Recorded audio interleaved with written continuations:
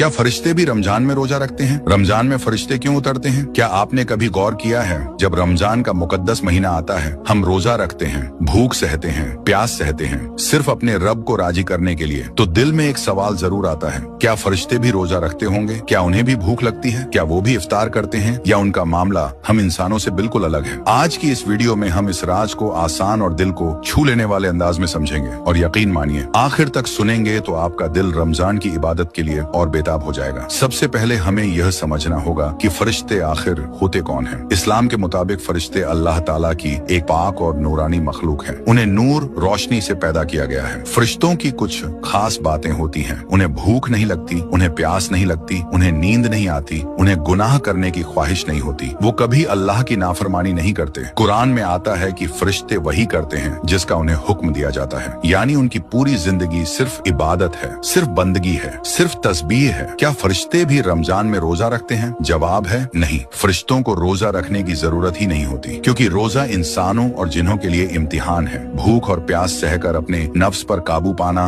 अल्लाह के लिए सब्र करना, यह इंसानों के लिए है। लेकिन फरिश्ते तो वैसे ही हर वक्त इबादत में मशगूल रहते हैं, उन्हें किसी टेस्ट की जरूरत नहीं। लेकिन रमजान में फरिश्ते क्या करते हैं? अब यहाँ सबसे खूबसूरत बात आती है। रमजान में फरिश्ते जमीन पर ज्यादा उतरते हैं। हदीस शरीफ में आता है कि फरिश्ते मस्जिदों में आते हैं, कुरान पढ़ने वालों के पास बैठते हैं, जिक्र करने वालों को घेर लेते हैं, दुआ करने वालों पर आमीन कहते हैं। जरा सोचिए, आप अकेले बैठे कुरान पढ़ रहे हों और आपके आसपास फरिश्ते मौजूद हों, यह कितनी बड़ी सादत है।